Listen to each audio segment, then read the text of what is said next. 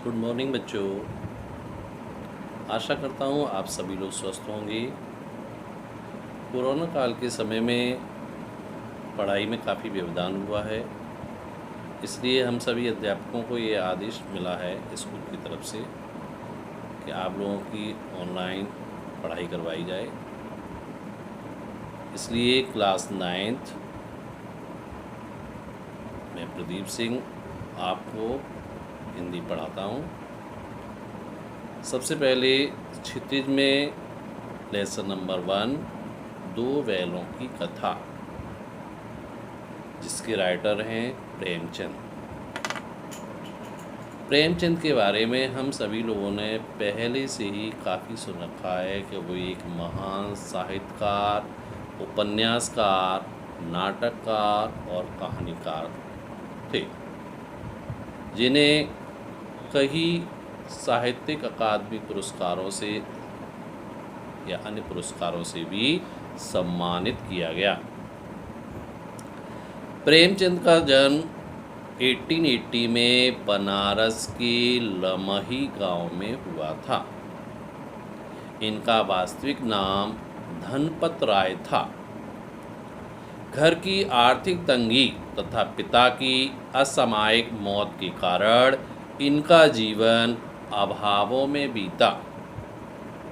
आर्थिक रूप से उनके परिवार बहुत अच्छा नहीं था, परिवार में काफ़ी समस्याएं थीं और असामयिक मौत के कारण उनके पिता की अभी समय नहीं था, समय से पहले ही उनकी मृत्यु हो गई थी। इसका उनके जीवन पर बहुत गहरा प्रभाव पड़ा। इन्होंने शिक्षा विभाग में नौकरी की, परंतु गांधी जी से प्रभावित हो असहयोग आंदोलन में सक्रिय भाग लेने के लिए सरकारी नौकरी से त्यागपत्र दे दिया। इसके बाद वे पूरी तरह से लेखन कार्य के प्रति समर्पित हो गए। इन्होंने गांव और शहर में जिस परिवेश को देखा उसी का वर्णन अपनी रचनाओं में किया। इनकी रचनाओं के विषय किसानों और मजदूरों की शोचनीय स्थिति, दलितों का शोषण, समाज में नारी की दुर्दशा, स्वतंत्रता आंदोलन आदि से संबंधित है। इनके प्रमुख उपन्यास सेवा सदन, प्रेमाश्रम, रंगभूमि, कर्मभूमि, कायाकल्प, निर्मला, गबन, कर्मभूमि, गोदान आदि उल्लेखनीय हैं।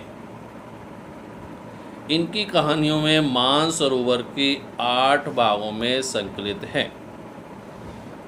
दो बैलों की कथा कहानी के माध्यम से लेखक ने किसानों और पशुओं के आपसी भावात्मक रिश्तों का जीवंत और सजीव चित्रण प्रस्तुत किया है। स्वतंत्रता सभी का जन्मसिद्ध अधिकार है और यह मनुष्यों एवं पशुओं दोनों को प्रिय है।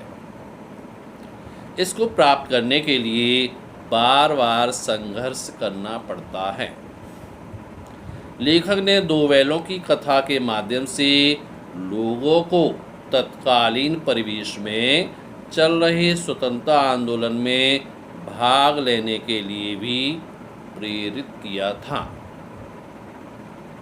यह कहानी परोक्ष रूप से आज़ादी की भावना से जुड़ी है। इस कहानी के माध्यम से लेखक ने पंचतंत्र और हितोपदेश की कथा परंपरा का उपयोग और विकास किया है। इस कहानी में मुख्य पात्र हैं हीरा, झूरी की पत्नी, भैरों की लड़की, मोती, झूरी, दड़ियल कसाई और झूरी का साला। ये इसके मुख्य पात्र हैं।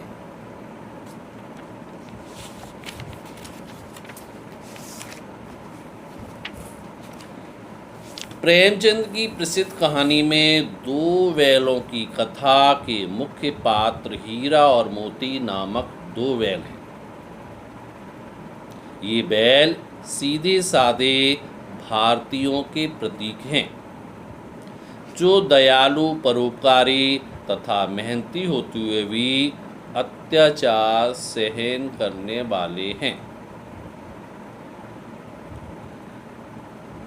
सबसे बुद्धिहीन जानवर गधा सुख दुख हानि लाभ यानी सभी परिस्थितियों में एक समान रहता है। लेखक ने उसे ऋषि मुनियों की श्रेणी में रखा है। गधे से कुछ कम सीधा प्राणी है बैल। कभी कभी अड़ जाने के कारण उसका स्थान गधे से कुछ भिन्न है। झूरी काछी के पास 2 बैलों की जोड़ी थी।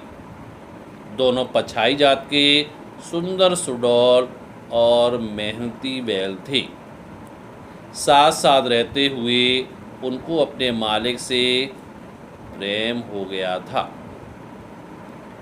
वह आपस में गहरी मित्रता भी हो गई। वे आँखों ही आँखों में एक दूसरे की बात को समझ लेते थे।